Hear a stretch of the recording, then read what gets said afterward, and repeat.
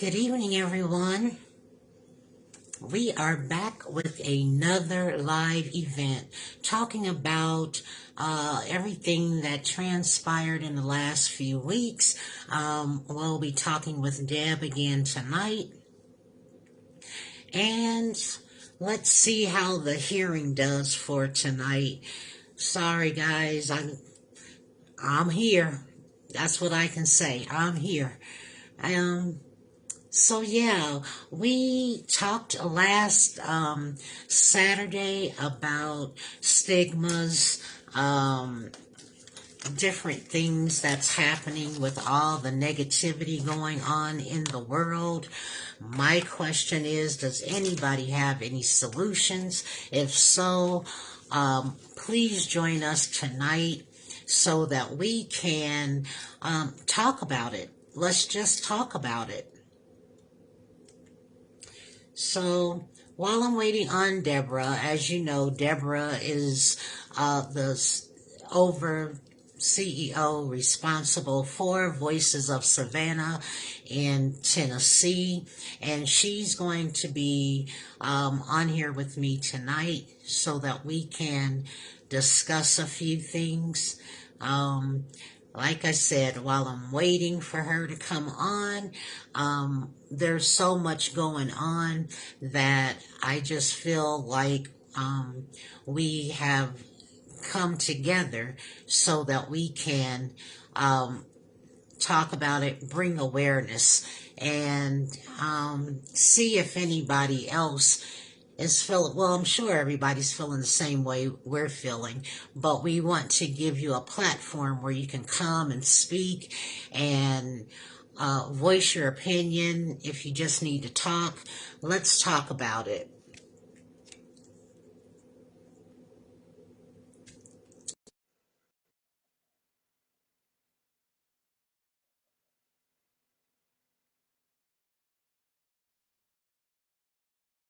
Adding her on now. Good evening. How are you? I am doing great. How are you doing? Oh, I'm doing okay. I wasn't sure if my earbud was going to work or not. Were you able to hear me okay? I can hear you fine, yes. Perfect. How you feeling? Pretty good? I'm feeling well. How are you doing? I'm doing okay. A little baffled. My schedule has changed a little bit, but it won't be for long. So I'm coming in and always eating something, but today I have my tea. And I was just trying to get them, well, greet the people for tonight and also let them know that we do have some changes and trying to bring them up to speed, talking about stigmas and uh, maybe we can help them to decompress or let's just talk about it. So with that, you look nice tonight. Look at Well, you, all thank you. rested. So do you. Um, yeah, stigma is out there in our society, definitely. Yeah, it's really sad. And the more I work in the community, the more stories I hear, the more upset people are becoming. Um, I'm just trying to figure out what is it, what solution can we as a society come up with? So, have you heard anything since last we talked? Um, I think people are still working through the entire process, trying to remain open-minded to see um, what the outcome is going to be. You know, some people said, well, they terminated another officer. Then, those EMTs, I guess, are not employed or something happened with them as well. Um, it is still a sad place. His memorial service was this week, and it's still a lot to process out there. It really, so many unanswered questions. but we do want to give justice the opportunity, I guess is the right way to say it, to be served. Mm-hmm. Despite what people have seen in the videos or heard, um, you just want to hope and pray that we are all globally learning something in this situation, because there are so many takeaways from it. We've definitely identified that there is a problem still Clearly. in our society. And no matter, what anybody thinks, we certainly would have thought that we've made more progress than what we have. But again, it goes back to stigma. We always want to hope the best in every situation, but reality is reality. And this, it's definitely different. Yeah, the reality indeed. And why and how we are. I'm just like, okay, so my only issue is who do we talk to? Because no, it's so broad and it's so big and it's so messy. What is it that how I'm just eager to hear what are the solutions? What are we really going to do? And how are we going to implement any of this? Because people, I'm trying to find the right word, because so many people are angry, and rightfully so. But then you have those that have no clue. Like, they're trying to, how can they not have a clue? And so that's what's baffling to me. Why it's not a, it should be a pandemic, you know? That's the way I feel at this point.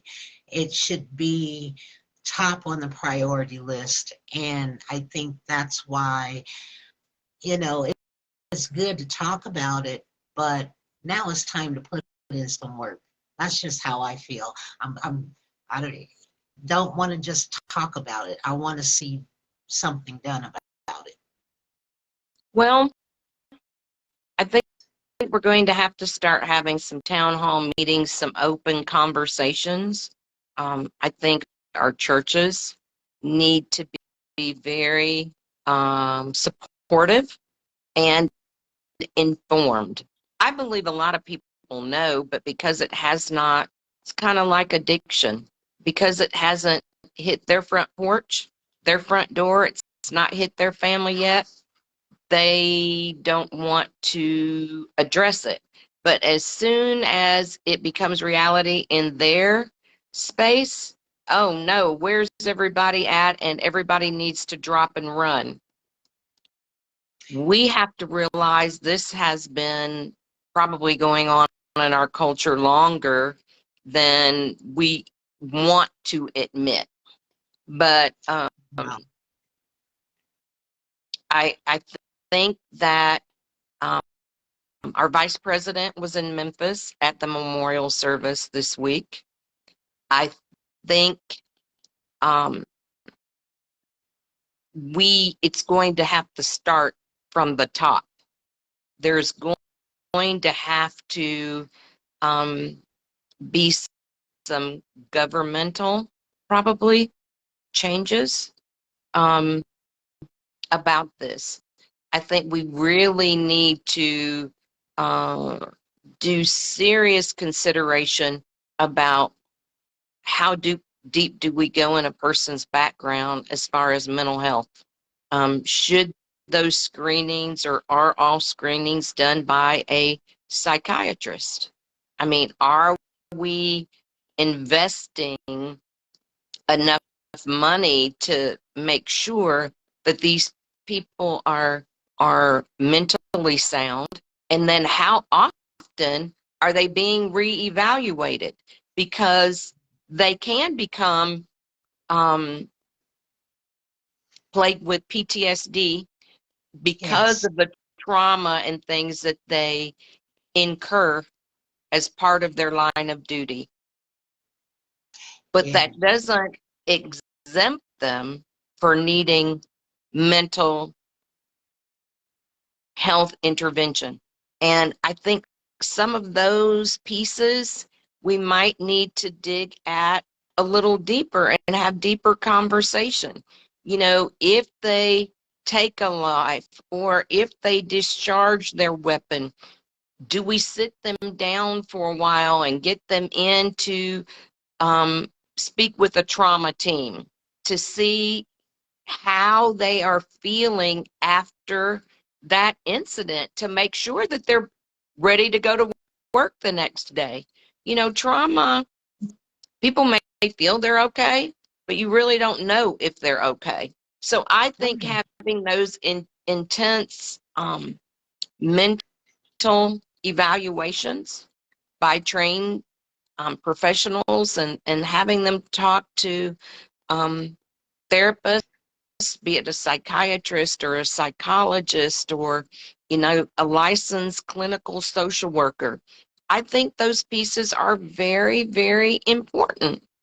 Well, I do too, but I also think that the people, see, I think it's deeper than that. I think, yes, you do, because people say licensed clinical therapists. Yes, there are good ones, but let me tell you, there's a lot of licensed clinical therapists that are not okay either. I I tell you this, and I agree with you 100%. And I say this to the coalition. And what we do, everyone needs to have a therapist that they see, because we deal with other people's problems every single day. And we need to make sure that our mental health is where it needs to be. You need to find a therapist that works for you. The therapist that I may deal with may not be the therapist for you. The therapist that Susie goes to and has created a relationship may not be the therapist for you. You need to form that rapport with that individual.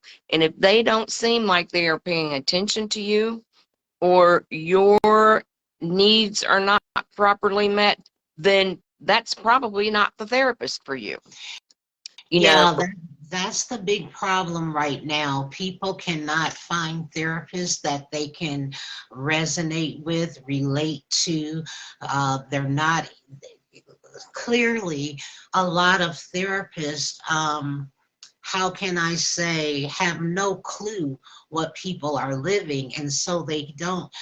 I hear that all the time. How are they going to relate to me? You know, but my thing is starting out talking about the issues, and then I think it's time to bring like a buddy system on. I think it's time to bring in someone who has experienced the same or similar experiences in addition to. But then now we're dealing with HIPAA. Now we're dealing with confidentiality. Now we're dealing with so many different elements to the equation. That's why I say it's messy. So now it's important for people to just start talking, which is why I think this platform would be good, because we are in the community, we are servicing people, we see stuff every day that regular clinical professionals do not see. So how you're are they?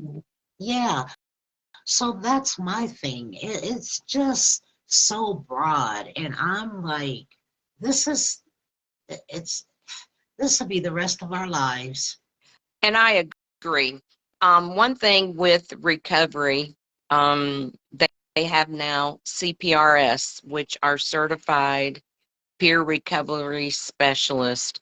And those CPRS are individuals that have lived some type of substance use disorder. They have either overdosed they have used substances, they have been to rehab, they have gone down that road.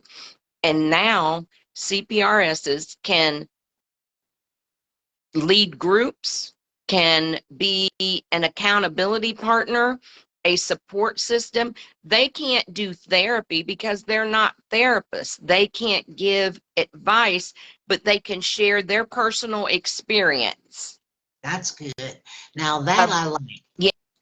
Yes, that what their lived experience is. And I think we need to do more of that. I think people in our society need now, Jewel, accountability partners. We need to have people that we can go to hold us accountable, that will say, hey, Deb, I see something. Is everything okay? I mean, do you need to talk? I'm seeing this change in you. Uh, Yes. Nothing's wrong with someone having an accountability partner, someone that cares and that will say, hey, I want to make sure that you're okay. But now we're so caught up in being busy that we really don't take time to see if other individuals are okay. You're right about that because I checked on a friend of mine that I've known for years. And number one, those are the people you need to watch out for. Those that say when you ask them, are you okay? Oh, yeah, I'm okay. I'm okay. No, you're not. No, you're not. Especially when you see a change. And then the other thing is the distance. People will stay away from you so they won't have to explain anything to you, especially if you've known them, as we say, back in the day, but now Mm-hmm. all of a sudden they're distant. And so I, I try to connect, but if they don't want to talk, they're not going to talk. If they feel like they can't trust you, and it may not be trust, it may be embarrassment. And, and that's in their mind, you see, not in our mind, because people like you and I, we understand. And when it gets to that point where they really need to talk to someone, we're not going to judge. We're going to lend an ear. But then I find that if you give them too much, then that's where their A, nerves get bad, Mm-hmm. B, they get argumentative, C, they, who do you think you are?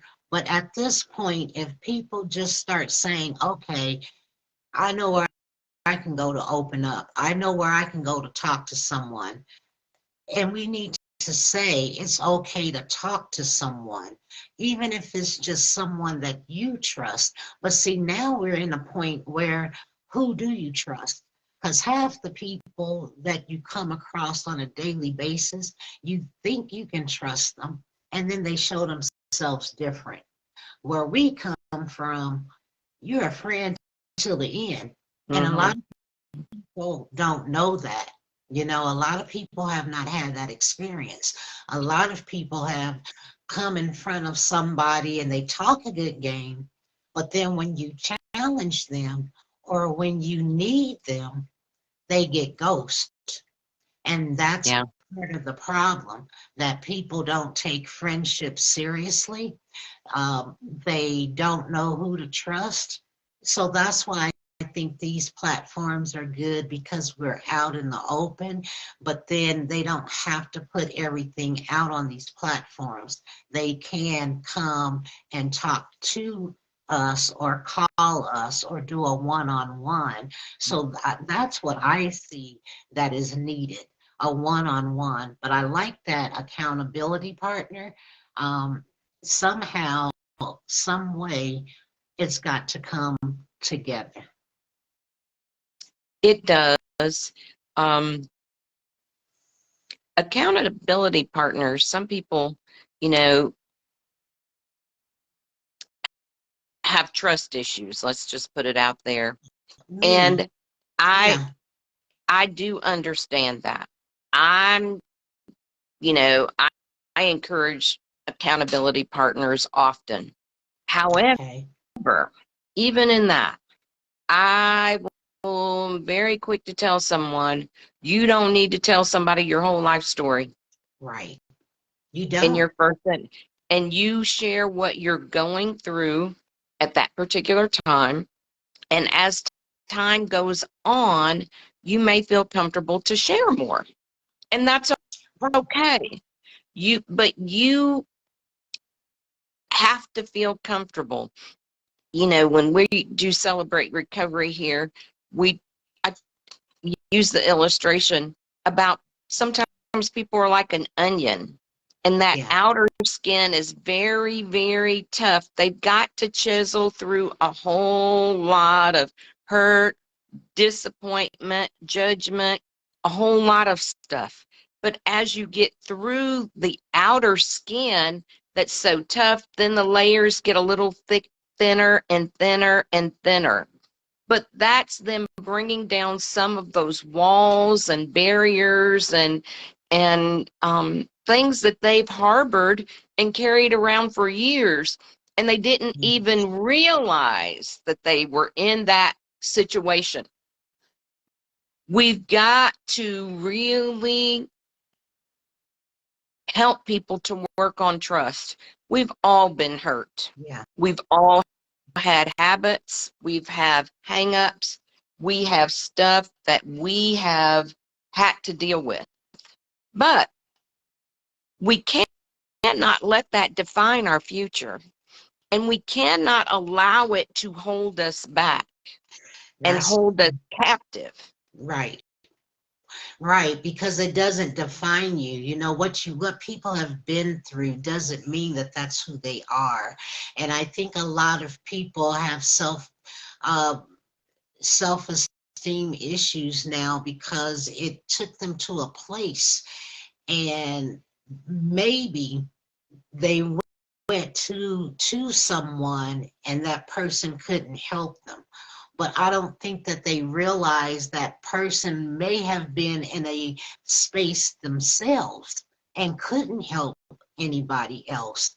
So I think time, you know, they may have uh, stopped speaking to that person because of what they felt or the way they received that person, when that person may not even know that's what they were feeling.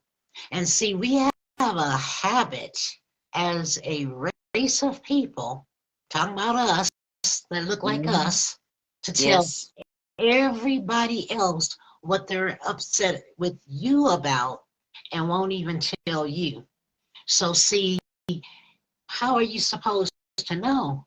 But then they tell everybody else, and then they voice their opinion of what they think happened, why they are mad at them. But I don't understand that. Why is it that you won't just go to the person and say, hey, did you mean to say this? Or you hurt my feelings? But then I'm known to let you know, and then they'll be mad at me, and I'm not mad at you because I love you, but I'm not going to sit up here and agree with stuff. If you're wrong, you're wrong. And that's what people, and then my character is different if you see me out there on a total different level.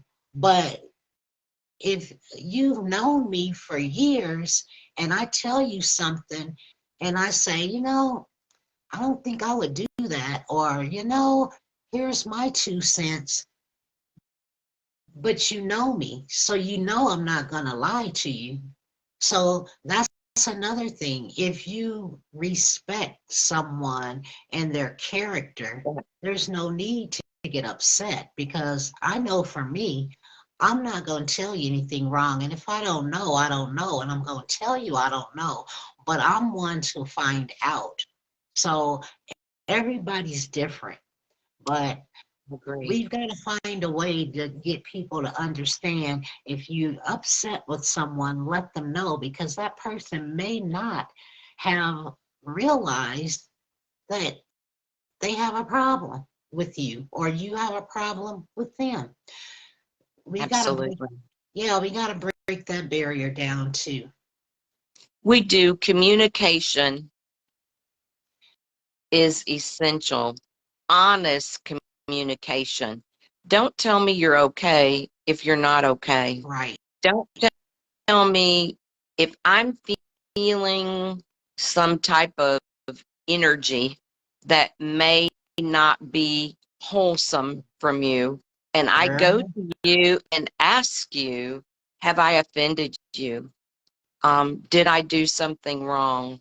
Whatever, and then you are not honest to share about how that made you feel, then I've done my part as trying to address it.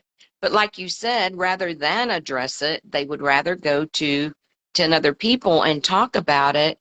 And, then it makes you feel kind of bad because you're like, okay, I went to my brother or sister and I tried to confront this and to really find out resolution because, you know, you don't want to offend anyone.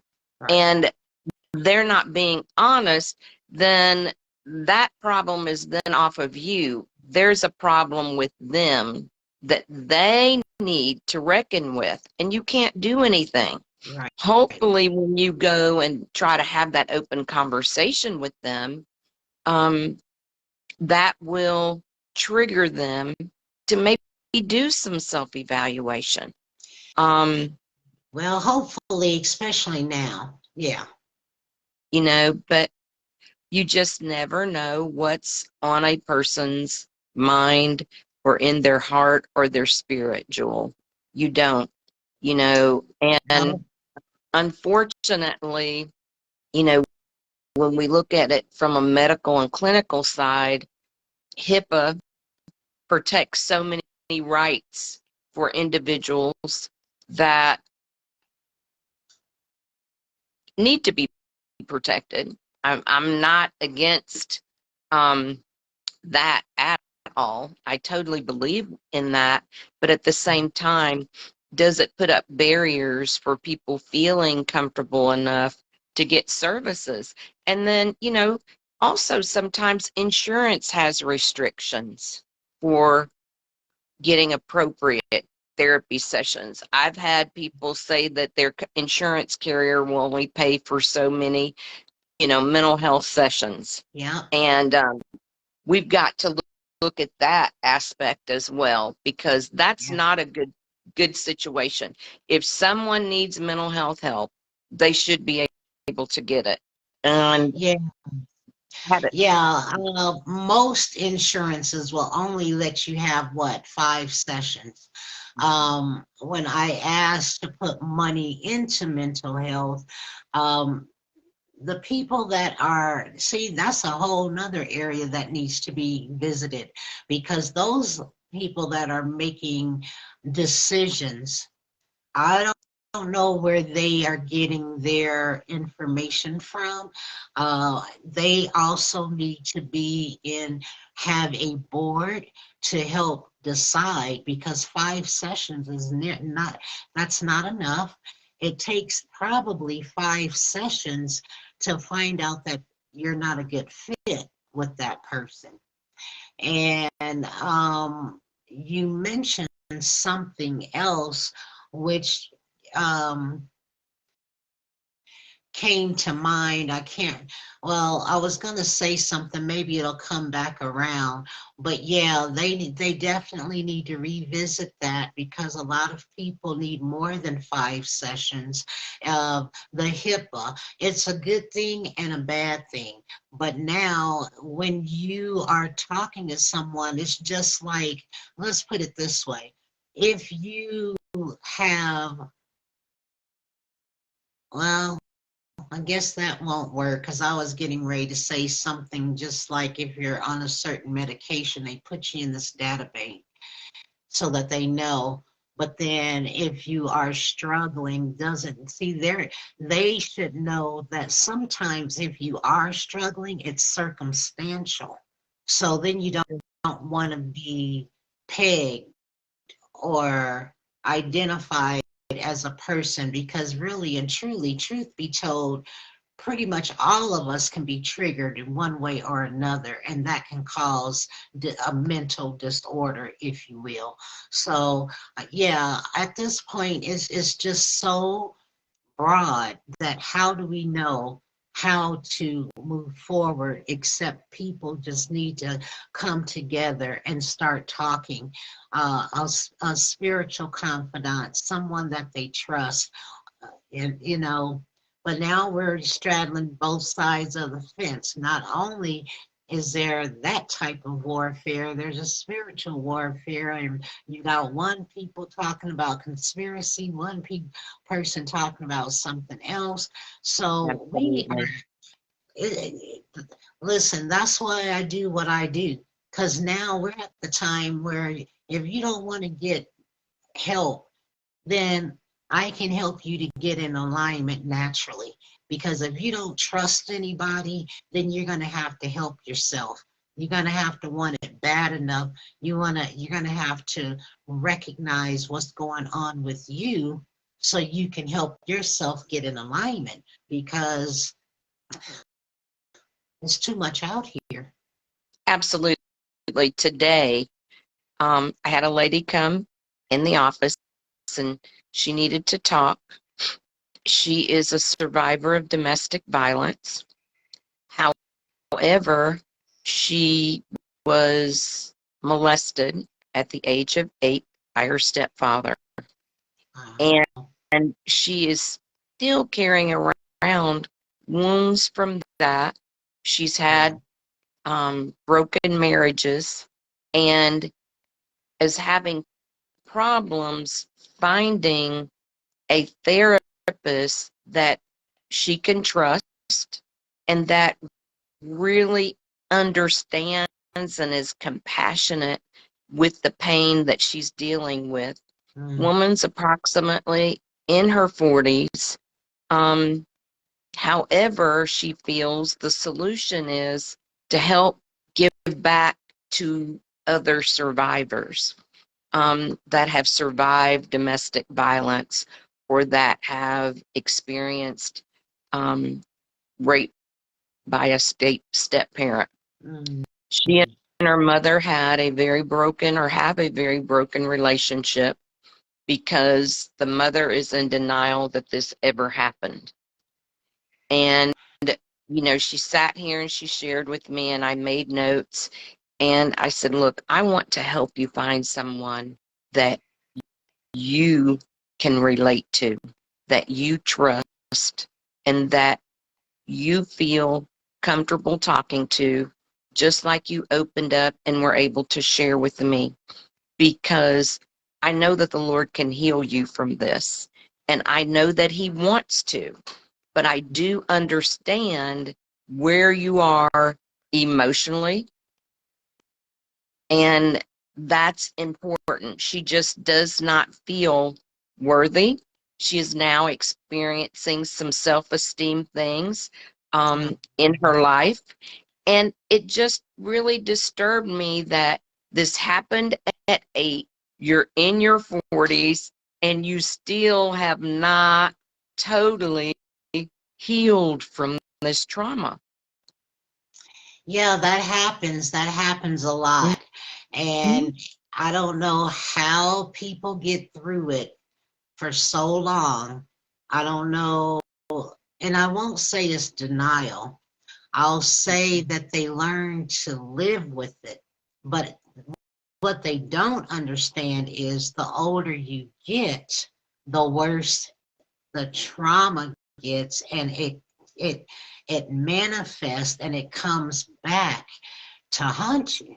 Mhm. So that's why they always say to try to handle your trauma early so that it won't manifest into something bigger, and then there's self-harm or like you say, self-esteem issues. And what's really sad is we as a community, as a society, we don't know how to identify, and because because no, everybody's not medical, so they don't know how to look at a person or be around a person and find out that something is not okay, because we're in a human body. There's no way you can see. We don't live in a glass body where we can see, disease or disorders or Right. anything like that.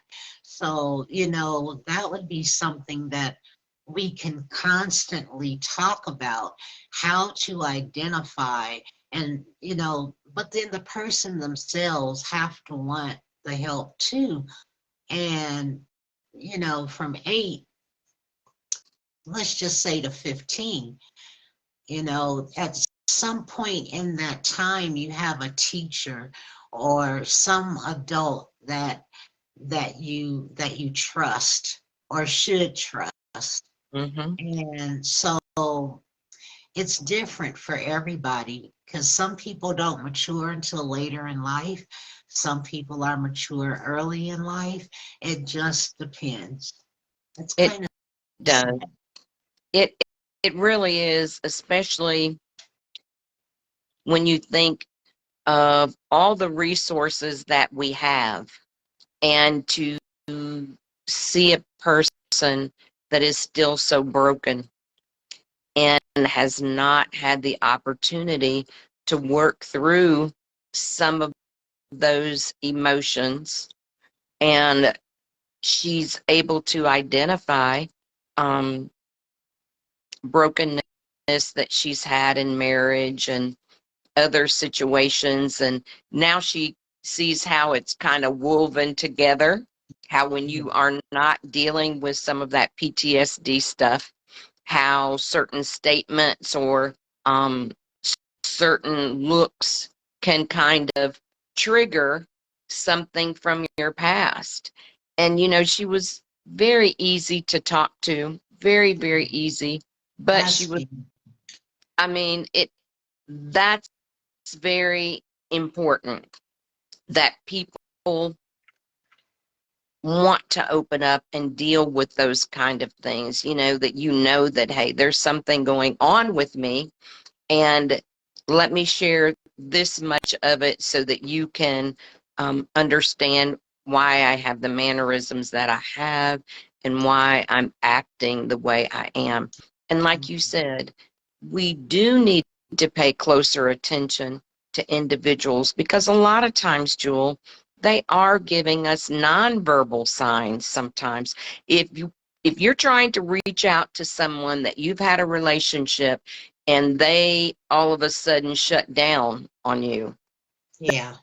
that should be a major red flag that Yeah. something is going on. Yeah. Now, we may not know what the something is, but it should be a red flag to say, hey, I'm, you know, I'm texting you. We're having too many people that leave here rather early, age-wise, that have appeared by some respects as perfectly healthy Yeah. with little um, medical conditions. Mental health is real. And some of these individuals are leaving here due to mental health issues that they didn't feel comfortable enough to share. They didn't feel the people around them cared enough. Um, and we've got to start paying attention to body language. Suicide signs sometimes are people that are changing habits. If they're not talking much, they're going into their bedrooms, shutting themselves off. We've got to know what some of these signs are in individuals so that we can say, hey, I've noticed you haven't reached out to me in a few days. Well, Yeah. they could be busy, but everybody can text, hey, I'm okay. Or send me a thumbs up and let me, just send them a message and say, hey, send me a thumbs up to let me know that you're okay, that everything's, do something. Yeah. But we've got to be cautious of those nonverbal signs as well. We've got to become educated about that. Yeah. Yeah, that's true. Well, and that saying, I'm over that, yeah, I'm okay. Because unless you see them, here's my thing. If you notice a decline and they say they're okay, they're not okay. If you notice that they're active and doing what they're supposed to do, and you're checking and you see them active, you see them engaging, then okay. But when you notice, like you say, a change in their activity, and then they are standoffish or always doing stuff by themselves, and that means they're not okay. But I'm starting to think that the person that is suffering through in silence may want to, maybe that's who we need to address, or maybe that's who we need to give tools to, because if they can't see that they're not okay, and another person can see that they're not okay, maybe that's when we need to say, let's go get checked out. I'll go with you, but some people don't even have anyone to go to the doctors with them. So if anybody is on here now and they're watching, put something in the comment box. What do you suggest? And, go ahead and you can support me by sending stars. I see you popping in and out. This is a conversation you all are welcome to engage in. So go ahead and put something in the comment box so I know that you're here. I see you popping in and out, but I can't see. I'm on my phone, but I would like some people to get involved. Say something. Don't just look. We need you to speak up, because this is serious and we're trying to figure out how we can help people. And if you're one of those that need help, you can always call Deb. You can text me. You can email Deb. We've been on these platforms for a while, and there is contact information where you can get in touch with one of us. We don't have to be in your area.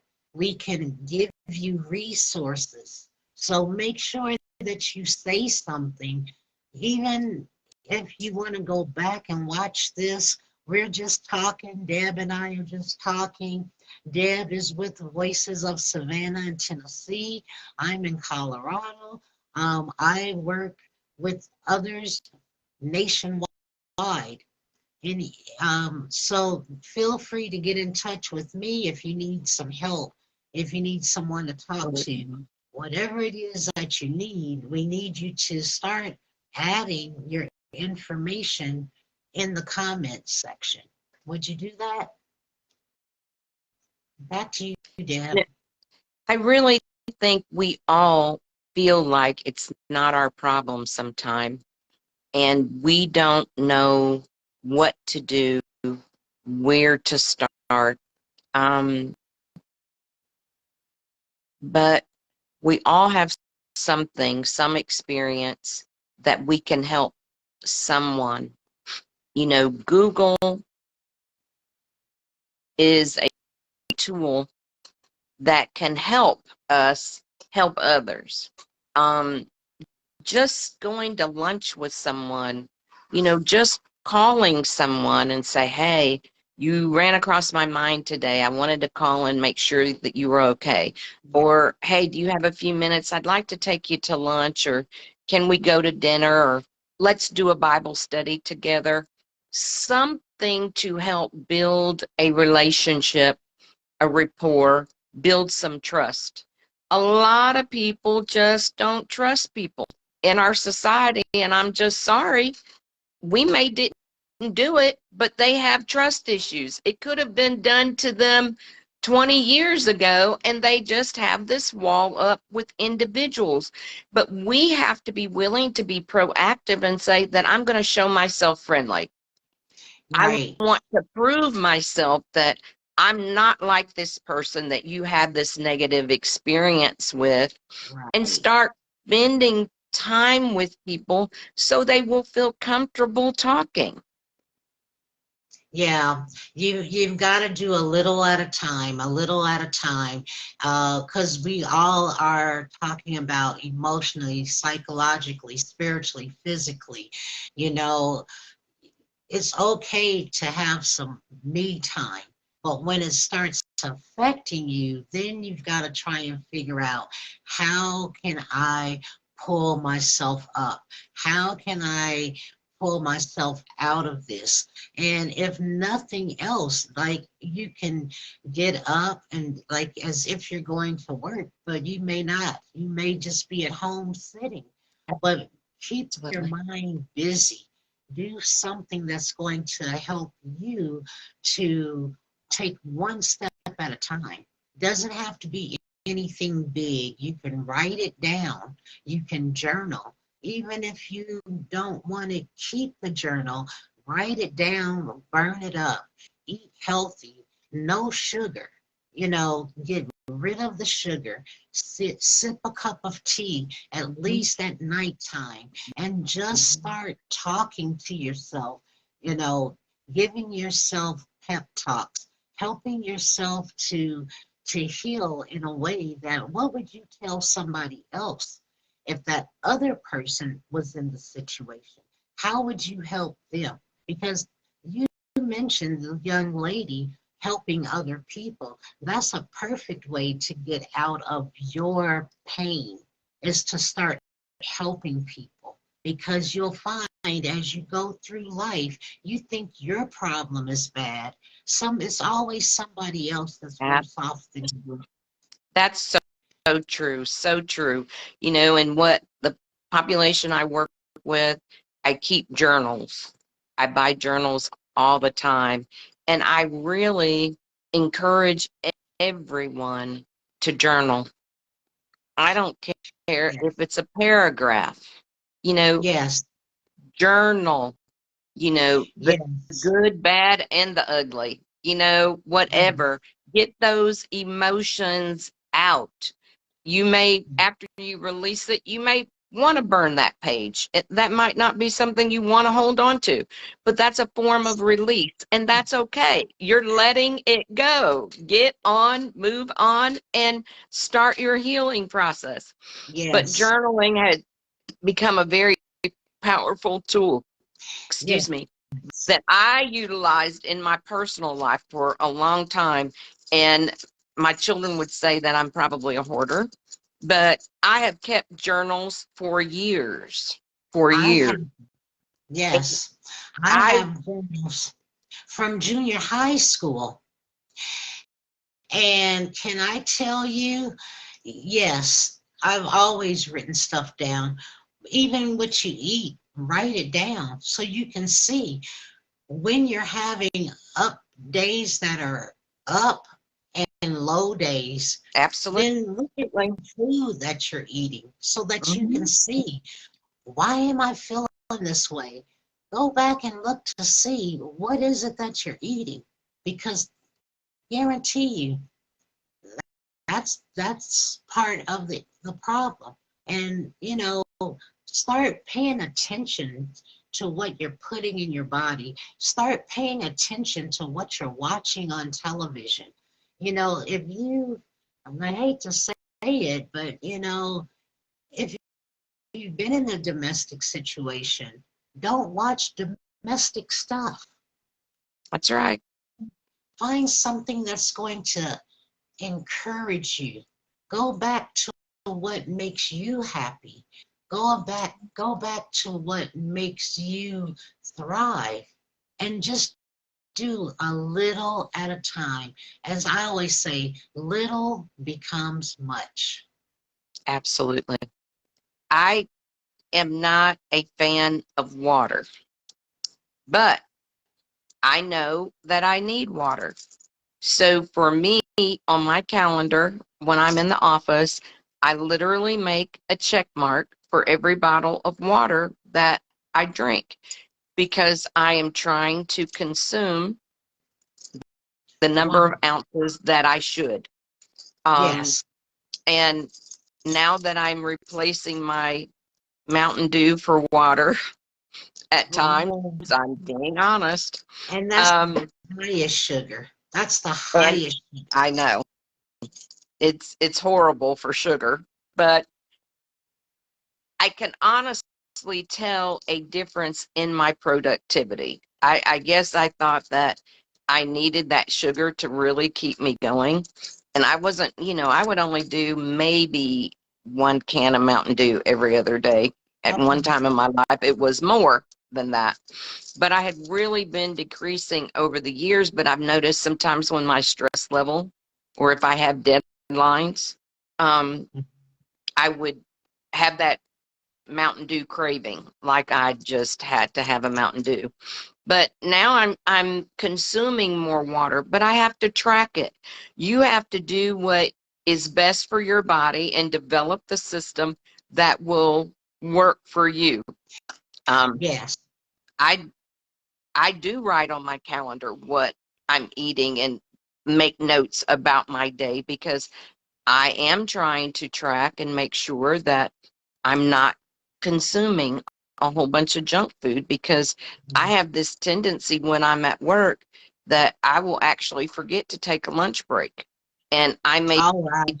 yeah, and I'm going to have to. I said, well, I came up with I'm starting to pack healthy snacks. And instead of, here we have sometimes junk food that we have out there, but sometimes we have, nutritional crackers and stuff. But of course, I'll want the junk food. I'm just going to be honest. And I don't need that. So I'm like, okay, I'm going to start by bringing some apples and fresh fruit. And I'm already bringing my water. And I can see I'm making an effort. Even the people that I work with, they said, boy, you seem to be drinking more water. And I'm thinking, yes, they notice because but it's a behavior, and I Okay. knew I needed to change it, but I needed to be laser focused on that. Many times with behaviors, we're not paying enough attention. We're just putting a band-aid on it and say, okay, I'm going to fix it for today, tomorrow will be a better day, and so on and so forth. I think that's That's what right. happens sometimes in our life. We have put band-aids on emotional trauma, Right. and we don't feel that anyone is there that wants to listen or anyone will care. So we've learned just to move on through life in that pain. Oh, I hate that though. But you're right. You're not the only one that thinks like that because I have heard people say that, and then it's about growth. Let's just It say that is. it's about growth, and it depends on who you're around. But let me help you with the water thing because I was like that with water, and I've learned like if you like lemons, you can don't just put them in the water. Go ahead and bite the lemon and Okay. then drink. Or if you don't care for lemons, get the peppermint and put the peppermint in your mouth. The peppermint makes you thirsty, but it's also good for digestion. And then drink your water with a straw. After about, I usually say about a month or so, your body starts craving water because our body is made up of a large percent, Water. 80% Yeah. water. So Mm-hmm. once you start doing that, your body just starts craving water. You see, so that's good that you've made the effort because a lot of people don't know to do that. But now we're in a time, I'm telling you, if you don't want to end up in the hospital, you've already heard about these nurses in the hospital, they gave them their license, and they didn't even pass nursing school. Yes, ma'am. And people like me, I saw it go. I saw it coming a long time ago. So that's why I like doing what I do, being out in the community, because like I say, I guarantee you, the people working in the hospital have not done half the work I've done in the community. And so I take pride in that, because now that what's done in the dark comes to light, you're now starting to see that's why you don't have good help, because half the people, they pass them, but people that look like me and you, oh, we constantly have to prove ourselves. That's part of the problem, because a Yeah, lot of us are proficient, if not better, but they get, let's just say, um, you're not supposed to know more than them. You're not supposed to be better than them, whoever them is. So that's if you're right. out here getting ready to say something, call me. I'll tell you what I mean. But I've worked many hospitals, and they eat their young. When I was in nursing school, you do total care. You don't go look for the CNA and dump on them, that kind of thing. So that's part of the problem. And so people, I said all that to say, people may want to start being their own advocate, start Uh-huh. making healthier choices so they won't end up in the hospital. Because I'm going to tell you, if you end up in the hospital, don't go by yourself. You need somebody that has You a sure medical know what to background. say. Yes, you don't want to go by yourself. So these are the things that, need to be addressed. But now here we are. And I saw it coming, what, 13 years ago. And here we are. This is also part of the problem of our community, of people being, you know, not diagnosed correctly, people pushing stuff under the rug because, oh no, you don't need that, this, that, and the third. People have to take um, control of their own well-being and at least understand what's wrong with them, or be able to articulate to their doctor so that the doctor can help figure it out. But so much is going on in the world that it's hard for people to know which way to go. So again, if they don't know, they should get in touch with you, Deb. Go ahead and give them your information.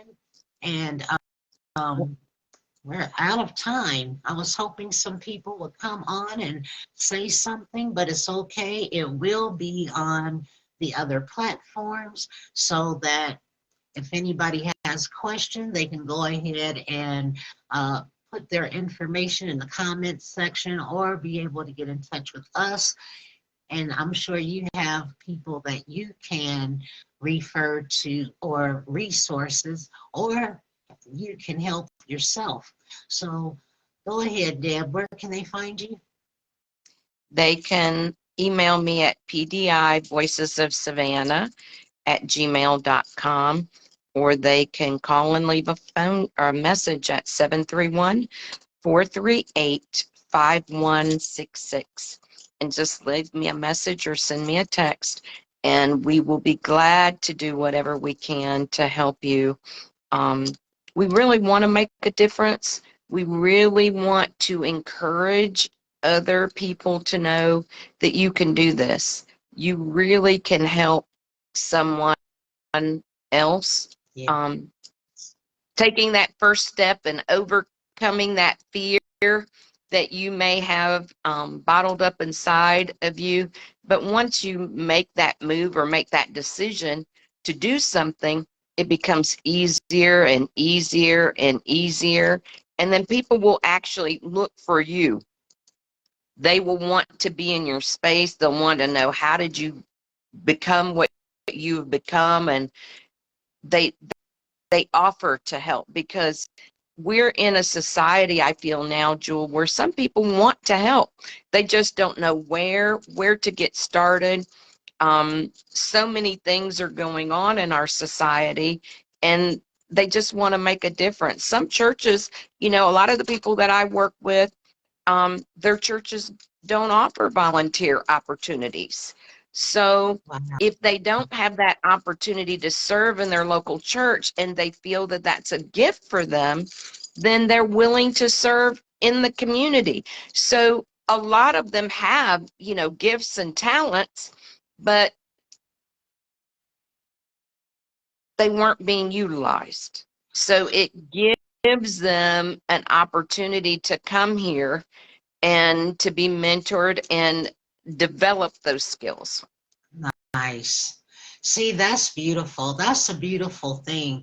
I've noticed ever since you and I have been talking, they've been putting things on the news. I don't know if they're watching my page, but they're voicing and warming centers and all kinds of things. But like I said, we have to get the word out and give resources to people that really need help, that really want to get involved, that really have a solution, because I think we all have a solution. It's like, where do we come together? When do we come together? How do we come together? That's the question, because there's many of people with solutions. And Absolutely. Yeah, so, absolutely. yeah. So next week, Deb, we'll be on our platform. Let's get together so that you and I can make sure that we are in um, alignment. That's the word, alignment, Yes, because absolutely. everything needs to be in decency and in order, so that we can Absolutely. continue to reach people, and get them to participate, get them to put something in the comments section. Like I said, anything beats a zero. And a lot of people, like you said, they want to help, they want to get involved, they just don't know how. So if they are that type of person, they can put it in the comments section too, and we can go from there. So yeah, Absolutely. well, thanks for coming on. I Well, see that we did have some visitors. They come in and out. I appreciate you guys. Share, share, share. If you have stopped by, um, hopefully they can share. I'll do some sharing, and it'll be good for me to get on a different platform so I can use my phone to share in different areas, because the volume goes out when I try to share. And so we've been having some complications. So I'll have my phone back next week where I can start navigating and directing traffic this way, get some people involved, and go from there. I appreciate your time, Deb. Thank you for coming on. And this is our Saturday talk session. Peace and blessings, everybody. Good night. good night. Bye-bye. Bye bye.